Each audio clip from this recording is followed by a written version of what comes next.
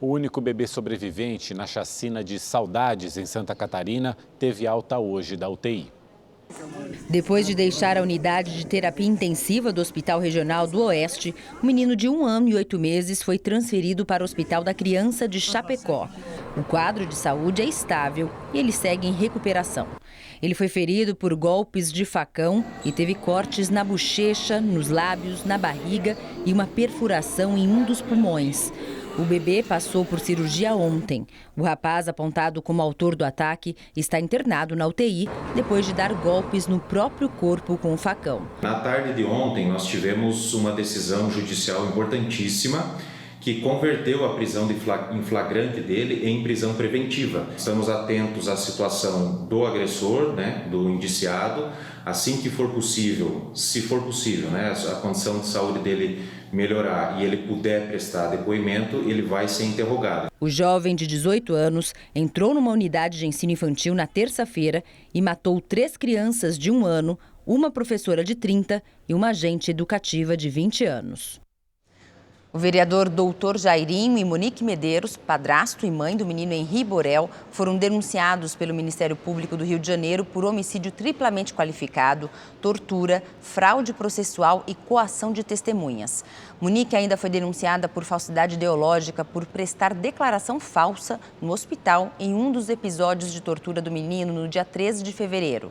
A promotoria também pediu a prisão preventiva dos 2, que estão presos temporariamente, para evitar que, em liberdade, eles representem ameaça às testemunhas. Um caminhão desgovernado invadiu a área de lazer de um condomínio em Cascavel, no Paraná. O vídeo da câmera de segurança registrou o incidente. O veículo perdeu o freio e desceu a rua invadindo a área de proteção. Parou somente dentro da piscina. Um funcionário da empresa até tentou correr atrás do caminhão, mas sem sucesso. Ninguém ficou ferido, mas o prejuízo deve ter sido grande.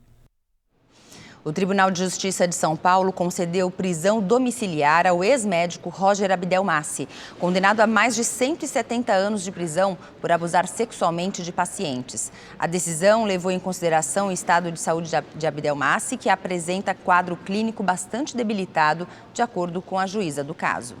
A polícia do Rio de Janeiro realizou hoje uma operação que entrou para a história como a mais letal do estado. Pelo menos 25 pessoas morreram, entre elas um policial. O repórter Tony Vendramini fala com a gente ao vivo do Rio e traz as informações. Boa noite, Tony. Boa noite, Mauro. Boa noite, Gabriela. Muito boa noite a todos que nos acompanham. Pois é, confirmado pela polícia o número de mortos nessa operação. Foram 25 e, segundo a polícia, desses 25 mortos, 24 são suspeitos de integrar a quadrilha, a facção criminosa que controla a venda de drogas naquela região da favela do Jacarezinho, na zona norte do Rio de Janeiro. Mas a polícia não esclareceu em que circunstâncias esses suspeitos foram mortos. A outra vítima dessa operação é o policial civil André Leonardo de Melo Frias, de 45 anos. Ele foi atingido enquanto removia barricadas montadas por traficantes nos acessos à comunidade para impedir a chegada do carro blindado da polícia. Então, esse policial acabou atingido na cabeça e veio a falecer. Essa foi a operação policial mais letal da história do Rio de Janeiro. As comissões de direitos humanos da OAB do Rio e da Defensoria Pública vão acompanhar o caso, já que o ministro Edson Fachin, do STF, determinou a proibição de operações policiais durante a pandemia, a não ser em casos de absoluta excepcionalidade. Agora há pouco, o governo do estado emitiu uma nota dizendo que a ação foi pautada e orientada por um longo e detalhado trabalho de investigação que demorou 10 meses para ser concluído e que, para garantir a lisura e a transparência da operação, todos os locais de confrontos e mortes foram periciados. Durante essa ação, a polícia apreendeu 16 pistolas, 6 fuzis, uma submetralhadora, 12 granadas, uma escopeta calibre 12 e uma munição para canhão. Vamos ver na reportagem. Centenas de policiais civis com o apoio de blindados e helicópteros entraram na comunidade do Jacarezinho ainda nas primeiras horas da manhã. Os agentes foram recebidos a tiros por criminosos.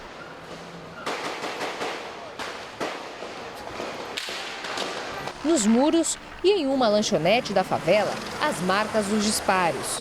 Nas ruas, uma granada. Moradores ficaram no meio do fogo cruzado. Foi muito desesperador hoje pela manhã. Acordar às 6h15 da manhã com a mesma operação e com tiroteio. Estavam quase 5, 6 meses sem ter nenhuma operação no Jacarezinho e agora a gente acorda um susto com essa operação. Um policial morreu no confronto. André Leonardo Frias foi atingido na cabeça. Ele chegou a ser encaminhado a um hospital da região, mas não resistiu.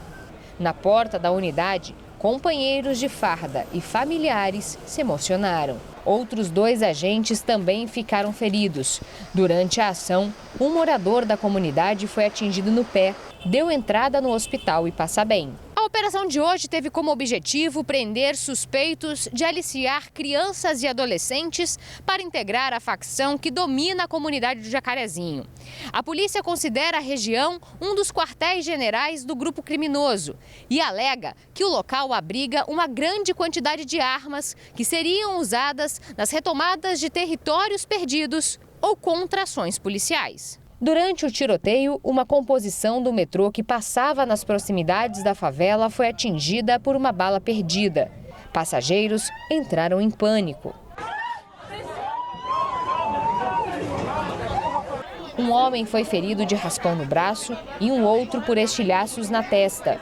No início da manhã, a circulação da linha 2 do metrô foi interrompida por cerca de meia hora. O tiroteio também causou a paralisação dos trens. Não fui trabalhar, mudei totalmente minha rotina, desmarquei meus pacientes e estou em casa, porque eu realmente fiquei com medo, fiquei assustada, porque pode acontecer com qualquer um. Mais de 20 suspeitos também morreram no confronto. Pelo menos 10 foram presos.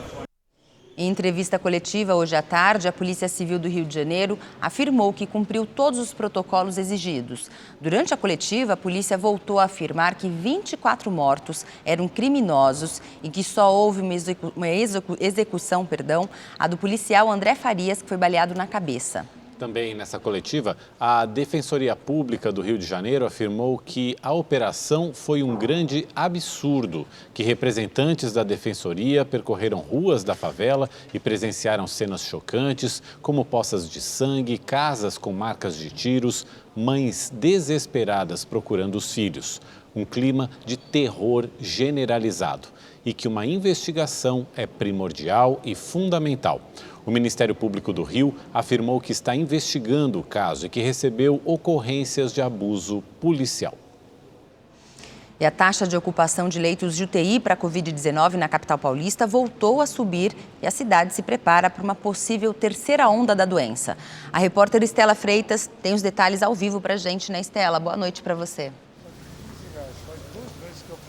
Boa noite, Gabriela. Boa noite a todos. Pois é, a cidade pode estar no início de uma terceira onda. Essa afirmação foi feita pelo secretário municipal da Saúde, Edson Aparecido. Segundo ele, isso pode estar acontecendo por conta do aumento nos números de casos e internações nos últimos dias. A taxa de ocupação de leitos de UTI para a doença subiu para 81%. Pelo menos 5 hospitais municipais estão com lotação máxima. Com isso, a prefeitura autorizou a importação de kits de intubação para atender a nova demanda. 2.384 pessoas estão internadas com Covid-19 nesse momento na capital paulista. Gabi e Mauro. Obrigado, Estela. E a população de 60 a 62 anos começou a ser vacinada contra a Covid em São Paulo. A estimativa é imunizar 370 mil pessoas nessa faixa etária. A ansiedade pela primeira dose da vacina levou centenas de idosos a este posto de saúde no Jardim Colombo, na zona sul da capital paulista. Logo cedo, a fila se estendeu até do lado de fora da UBS. Demorou uma hora. Estou feliz, para mim demorou nada. Outros postos da cidade de São Paulo também registraram filas e uma longa espera no primeiro dia de vacinação do novo grupo prioritário. 370 mil pessoas de 60 a 62 anos devem ser vacinadas contra a Covid-19, segundo a Secretaria de Saúde da capital. Neste posto da Lapa, na Zona Oeste, o movimento foi bem menor, mas só no final da tarde. Eu passei para ver como é que estava a fila. Estava aceitável, eu vim e tomei. O movimento foi intenso ao longo do dia. De manhã, a espera chegou a 3 horas. Essa demora foi atribuída a um problema no sistema que, ao inserir os dados dos vacinados, ficou mais lento, atrasando a vacinação. Além disso, o número de pessoas entre 60 e 62 anos que procuraram pela vacina nesse primeiro dia de imunização também foi maior. Muitas pessoas foram em busca das vacinas da Pfizer, que começaram a ser aplicadas hoje na capital. São 135 mil doses que devem ser usadas em 1 dia e meio, segundo a Prefeitura. Essa é a terceira vacina a fazer parte do Plano Nacional de Imunização, além da Coronavac e da AstraZeneca. Garantir a vacina foi um alívio, principalmente para quem não teve que esperar tanto na fila. Eu cheguei aqui, fui atendida rapidamente, a fila está bem curtinha, bem boa. Sobre a lentidão no sistema que atrasou a vacinação em alguns postos, a Prefeitura de São Paulo não se manifestou até o momento. O governo de São Paulo entregou hoje mais 1 milhão de doses da Coronavac ao Ministério da Saúde. E na semana que vem deve concluir, portanto, a entrega dos 46 milhões de imunizantes do primeiro contrato firmado com o governo federal. Mas a entrega das unidades do segundo lote deve atrasar.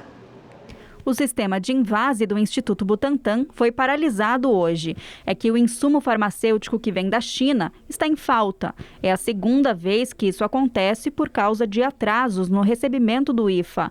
O diretor do órgão atribuiu o problema à falta de alinhamento do governo federal com a China. E todas essas idas e vindas do governo federal, obviamente que tem aí um impacto no ritmo de liberação. As liberações estão acontecendo, mas num volume menor do que poderia acontecer. A direção do Butantan disse que corre contra o tempo para solucionar o problema. Em contato com a chinesa Sinovac, solicitou mais 6 mil litros do insumo farmacêutico ativo, mas nem a metade disso deve desembarcar aqui nos próximos dias. Isso nos preocupa muito, porque nós dependemos da chegada dessa matéria-prima o quanto antes aqui para regularizarmos a entrega ao Ministério. A Sinovac é fornecedora de insumos tanto para a produção da Coronavac, do Instituto Butantan, como para a vacina de Oxford, produzida pela Fiocruz, no Rio de Janeiro.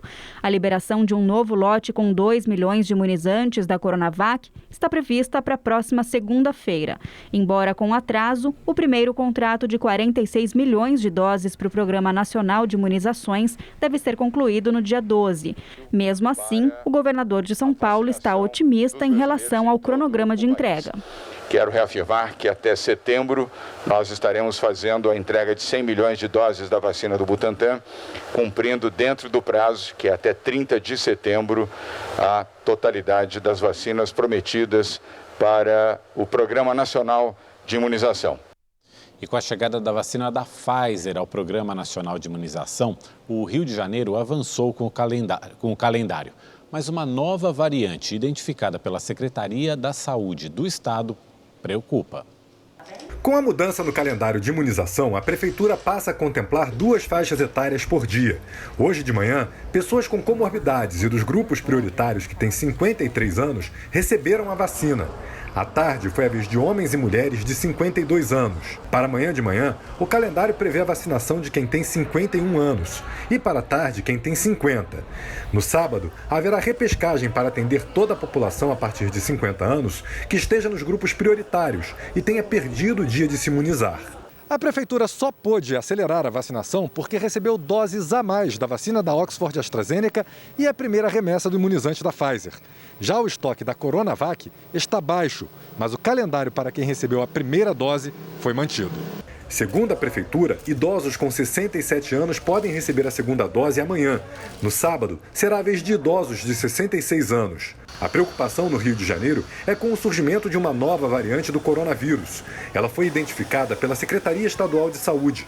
A nova cepa, chamada de P1.2, por ter se originado da variante P1, identificada primeiro em Manaus, foi encontrada principalmente em municípios do norte fluminense.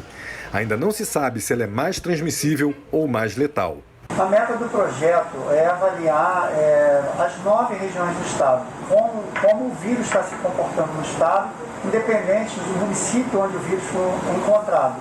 O importante no projeto é identificar precocemente que variações, que alterações do vírus está sofrendo para que as medidas sejam implementadas imediatamente em qualquer lugar, em qualquer município do estado do Rio de Janeiro. Pernambuco confirmou mais de 3.000 casos de Covid-19 em 24 horas pela primeira vez desde o início da pandemia. A corrida pela imunização esbarra na falta de vacinas no estado. Em Pernambuco, apenas o município de Camaragibe, na região metropolitana do Recife, segue aplicando a segunda dose da Coronavac. A prefeitura informou que não interrompeu o esquema de vacinação porque guardou o estoque do imunizante. Camaragibe adotou a estratégia, de fazer o planejamento com o agendamento das vacinas, Então, no nosso planejamento, nós garantimos a guarda da segunda dose de Coronavac para todos aqueles munícipes que tomaram Coronavac aqui no município. Estou imunizado agora, o risco é menor, E graças a Deus estou feliz. Eu estou sentindo bem e feliz porque fui imunizado, Graças a Deus consegui tomar as 2 doses.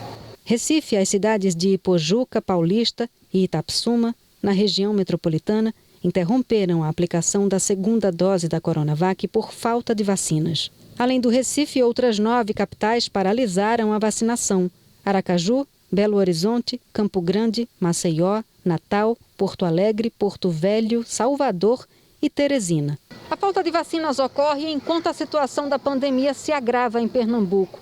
Nas últimas 24 horas, a Secretaria Estadual de Saúde registrou 52 mortes pela doença. E pela primeira vez, desde o início da pandemia, Pernambuco confirmou mais de 3.000 casos de infectados pela Covid-19. Pernambuco totaliza 418.003 casos confirmados da doença e 14.385 mortes pela Covid-19. 15 dias depois da reabertura do comércio, a Prefeitura de Belo Horizonte anunciou hoje uma nova etapa da flexibilização. O horário de funcionamento de bares e restaurantes será ampliado. As novas medidas entram em vigor no próximo sábado. Clubes sociais e feiras serão reabertos depois de mais de 2 meses fechados. Estou muito feliz de poder estar retornando para a feira, poder estar trabalhando, poder pagar as nossas contas. O decreto permite também que supermercados, sacolões e padarias voltem a funcionar aos domingos. Já os bares e restaurantes tiveram o horário ampliado até 7 da noite de segunda a sábado, mas seguem fechados aos domingos. Ficamos poucos frustrados porque esperávamos abrir até 21 horas e também a abertura no domingo, Dia das Mães. A segunda fase da flexibilização na capital mineira foi anunciada após 2 semanas de queda na ocupação de leitos nos hospitais. Nas UTIs, a taxa caiu de 81% para 76%. Nas enfermarias, de 59% para menos de 54%. Mas a velocidade de transmissão do vírus ainda preocupa os especialistas. A quantidade de gente circulando contaminada por 100 mil habitantes ainda é uma taxa bem alta aqui na cidade, então em torno de 420 pessoas por 100 mil habitantes a cada 14 dias. Ao anunciar as novas medidas, o prefeito Alexandre Calil, do PSD, falou também sobre a falta da Coronavac em Belo Horizonte. Segundo o prefeito, a responsabilidade é do Ministério da Saúde, que teria orientado a aplicação dos últimos lotes da vacina produzida pelo Instituto Butantan apenas para a primeira dose. O imunizante está em falta para idosos de 64 a 67 anos que vão tomar a segunda dose com atraso. Claro que foi irresponsabilidade do Ministério da Saúde, que mandou um documento que nós acatamos, que é o documento oficial do governo federal, que teríamos as doses aqui. O Ministério da Saúde informou que nos próximos dias vai distribuir 1 milhão de doses da Coronavac para todo o país. A partir de amanhã, as pessoas com algum tipo de comorbidade serão vacinadas com o imunizante da Pfizer na capital mineira. Hoje, profissionais da saúde de 18 a 59 anos e educadores físicos enfrentaram longas filas nos locais de vacinação. A gente acredita que com a vacina chegando, sendo cada vez mais acessível para toda a população, isso dá um alívio grande para a gente continuar a vida normal. Agora vamos aos números da Covid-19 no Brasil. De acordo com o Ministério da Saúde, o país registrou 13.591.000 pessoas recuperadas. 995.000 pessoas estão em acompanhamento. O Brasil ultrapassou hoje a marca de 416 mil mortes causadas pela Covid-19. E após a decisão dos Estados Unidos, o ministro das Relações Exteriores, Carlos Alberto Franco França, admitiu que o Brasil pode rever o posicionamento sobre a quebra das patentes da vacina contra a Covid-19. Eu acho que nós temos sempre o direito de mudar de opinião, porque se isso for para defender os mais legítimos interesses do Brasil. E nesse sentido, eu não acho que o Brasil esteja isolado, presidente Cátia Abreu, porque nós tínhamos, como eu disse lá, 3 posições na OMC. A primeira, que era uma postura favorecida por países desenvolvidos como Estados Unidos, que era absolutamente contra a quebra de patentes. Uma segunda postura, liderada pela Índia e África do Sul, que eu entendo não atendia os legítimos interesses do Brasil, porque nós não temos condição, um parque produtivo de vacinas ou medicamentos capaz de beneficiar da quebra de patentes. Mas ainda mais que isso, uma dificuldade de achar que esse caminho permitiria uma ampliação da produção de vacinas e da superação dos gargalos logísticos, porque eu acho que hoje esse é o problema, não é? A posição que o Executivo tem hoje, nada impede que amanhã ela seja atualizada se houver, se nessa atualização estiver refletido os mais legítimos interesses do Brasil. A Caixa Econômica Federal informou que mais 206 mil pessoas foram aprovadas para receber a nova etapa de pagamentos do auxílio emergencial. A avaliação desse novo grupo foi feita pelo Ministério da Cidadania após análise da Dataprev. O pagamento das parcelas para os novos aprovados será feito no segundo ciclo de pagamento do auxílio emergencial, de acordo com o mês de nascimento dos beneficiários. O crédito em conta na poupança social da Caixa será feito a partir do próximo dia 16. Já para os que desejarem sacar o benefício, o valor estará disponível a partir do dia 8 de junho. O prefeito de São Paulo, Bruno Covas, segue internado no Hospital Sírio-Libanês. No boletim divulgado hoje, a equipe médica informou que um sangramento residual foi encontrado durante exames. A repórter Estela Freitas tem mais informações para a gente. Boa noite, Estela. Oi, Gabi, boa noite novamente. Olha, esse último boletim médico foi divulgado às 5 horas da tarde. Diz que ontem o prefeito Bruno Covas foi submetido a uma nova endoscopia e que esse exame apresentou sangramento residual discreto no estômago. Então, ele foi submetido novamente também a um tratamento de radioterapia para controlar esse sangramento. Segundo a equipe médica, o quadro clínico do prefeito é estável e ainda não há previsão de alta. Estela Freitas, ao vivo de São Paulo, para o Rede TV News. Em depoimento à CPI da pandemia no Senado, o ministro da Saúde, Marcelo Queiroga, confirmou a compra de mais 100 milhões de doses da vacina da Pfizer. Ainda na parte da manhã, nas primeiras horas do depoimento à CPI da pandemia, o ministro da Saúde, Marcelo Queiroga, anunciou. Já adianto para Vossa Excelência, estamos na iminência de fechar um novo acordo com a Pfizer de 100 milhões de doses. Já estava só nas finalizações legais, então que seria um aporte adicional muito importante para o nosso programa de vacinação. E as questões legais caminharam para uma solução durante a tarde, o que deve permitir a assinatura do contrato. Em edição extra do Diário Oficial da União, o governo publicou a dispensa de licitação para a compra dos imunizantes por 6 bilhões e 600 milhões de reais. Segundo o ministro da Saúde, a ampliação do número de vacinas é fundamental para combater a pandemia. Nós só temos um inimigo, o vírus, o novo coronavírus. Aqui eu destaco que a solução que nós temos para o problema da pandemia é a campanha de vacinação. Então precisamos vacinar a nossa população. Marcelo Queiroga voltou a defender o uso de máscaras e o distanciamento social. Em relação às medidas de restrição adotadas por governadores e prefeitos, o ministro da Saúde ponderou que os casos sejam tratados individualmente, com base em dados técnicos. Tem que ser aplicado de acordo com o momento epidemiológico e com a situação de cada município, de cada estado.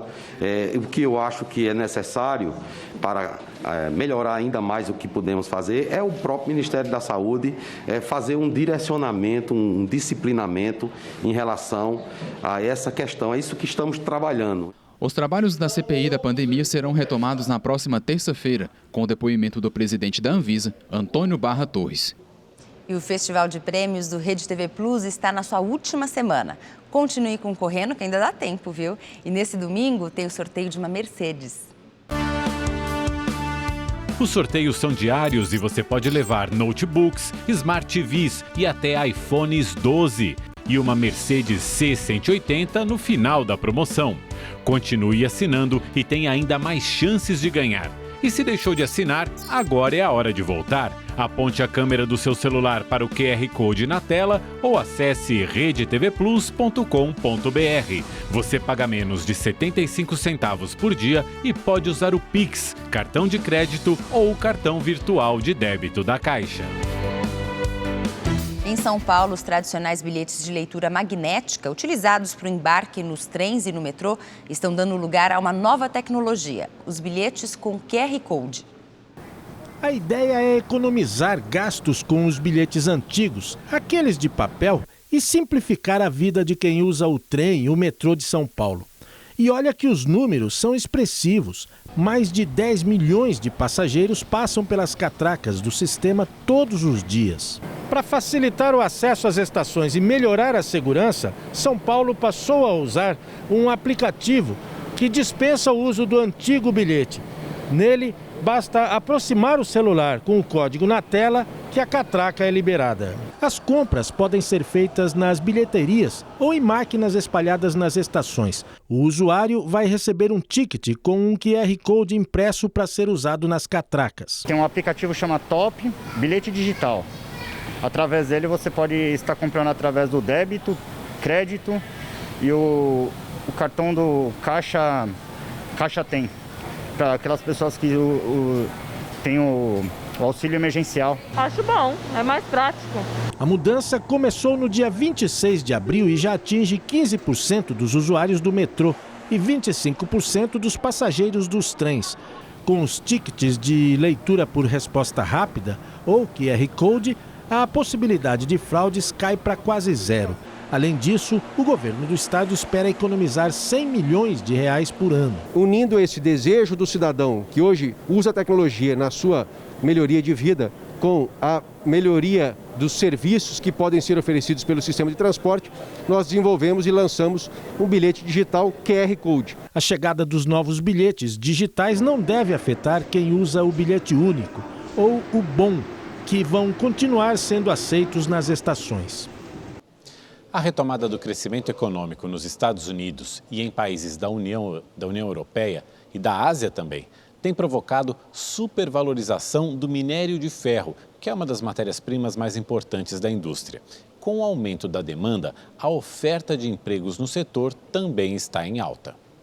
Fernanda se formou recentemente na área de engenharia de Minas e já ingressou no mercado de trabalho. A gente tem visto aí esse boom aí do minério de ferro, né, nesse primeiro trimestre aí do ano. A expectativa, sim, é que o setor aqueça cada vez mais. Em cidades como Itabirito e Nova Lima, no chamado quadrilátero ferrífero de Minas Gerais, o momento é de expansão dos negócios.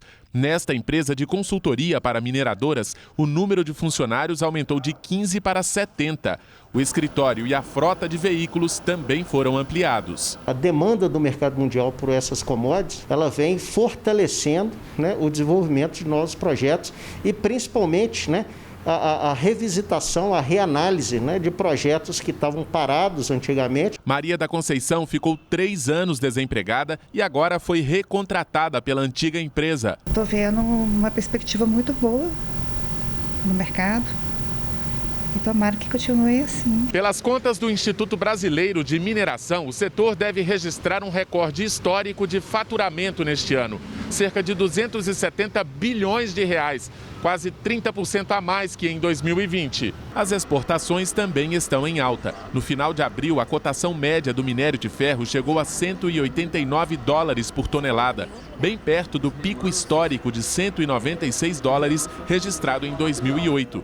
Até 2024, 81 cidades de 14 estados brasileiros devem investir quase 200 bilhões de reais no setor. A principal motivação desse boom é o aumento da demanda por minério de ferro na Ásia e na Europa e nos Estados Unidos, que já estão em ritmo de recuperação pós-pandemia, né? A mineração oferece matéria-prima para diversos tipos de indústria. Aço, carvão, cimento, vidro, fertilizantes e tintas, por exemplo, são fabricados a partir do minério de ferro.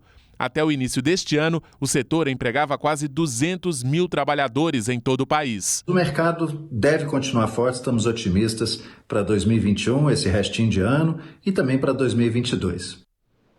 Agora vamos à previsão do tempo com Igor Silveira. Olá, boa noite. O tempo continua instável e chuvoso na região norte e partes do nordeste. No sul, ainda pode chover no leste do Paraná e em Santa Catarina o sol aparece, só que não esquenta. No Rio Grande do Sul, a frente fria ganha força, a temperatura diminui e pode ter formação de geada. Em Porto Alegre, a mínima amanhã pode chegar aos 9 graus. E a frente fria chega ainda hoje no litoral de São Paulo e amanhã a gente percebe essa mudança no tempo. Vai esfriar e pode chover tanto no leste de São Paulo quanto no Rio de Janeiro. Em Minas Gerais e no Espírito Santo, o dia vai ser quente e não deve chover. No Nordeste, a chuva forte continua no Maranhão, no Piauí e no Ceará. No litoral, o sol aparece entre nuvens e pode chover de forma isolada. No Centro-Oeste, o calor começa a perder força e em Campo Grande, a máxima amanhã não passa dos 23 graus. E para saber mais sobre a previsão do tempo na sua cidade, é só entrar no site da Rede TV. Eu fico por aqui, uma ótima noite e até mais. Rede TV News fica por aqui, uma ótima noite para você. Obrigado pela companhia, boa noite e até amanhã.